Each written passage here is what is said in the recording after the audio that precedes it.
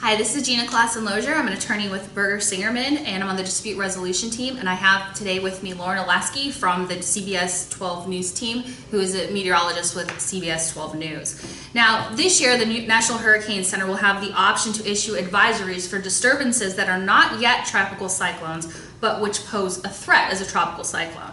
Now, these advisories are designated for the potential tropical cyclones. Now, can you explain the impact of these changes? So usually we're going to have a tropical cyclone warning or watch or hurricane watch or warning when we have an actual storm that is considered a tropical cyclone or a hurricane. Now, a tropical cyclone has to have winds greater than 39 miles per hour.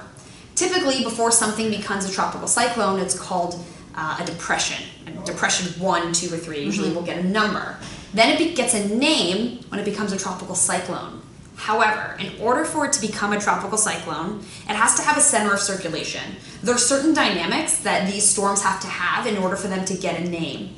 A depression doesn't need to have a center of circulation. However, it can still have winds within the range of it being considered a tropical cyclone. It just means it's not organized yet. Okay. So you can still be dealing with the effects of a tropical cyclone. You can still have a lot of heavy rain. It can still be really, really windy, but it's not a tropical cyclone because the dynamics within that low pressure are not specific to what a tropical cyclone actually is. So are these pre-tropical cyclones, are they going to have names like normal hurricanes do? They will not. So anytime you have a depression out in the Atlantic, the Gulf, or the Caribbean, it's going to have a number. So you'll have Tropical Depression 1, which we actually already had this year. Oh, okay. And you will then have Tropical Depression 2, which would then take the B name. And Tropical Depression 3 would then take the C name for that year.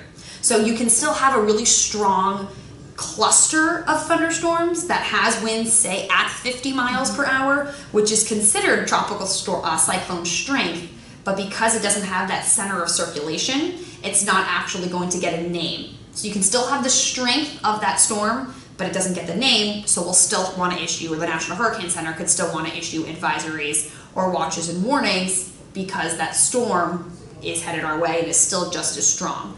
Or they'll issue those advisories knowing that that system will become a tropical cyclone within the next couple of days. And if it does, they don't want to wait less than a day out if it's close to the shoreline to start issuing those watches and warnings. So is the National Hurricane Center going to issue what we call the cone of error yes. for the pre-tropical cyclone storms as well? Yes, they're the ones that are in charge of the cone of error, the cone of uncertainty that we sometimes call it. It's that, that line that grows and becomes bigger the further away it gets from that storm. So they're going to be the ones that decide if they want to issue some type of advisory for a pre-tropical system, if you will, if it's going to be headed in our direction. Okay. And what do you think people really need to know about these changes for the pre-tropical storm watches and warnings? I think they need to pay attention just as much as they would for the tropical season. I think it's going to allow a larger lead time for people to kind of prepare. And obviously you can monitor these days out, but it's easier to prepare 5 days out than it is the day before something's getting there.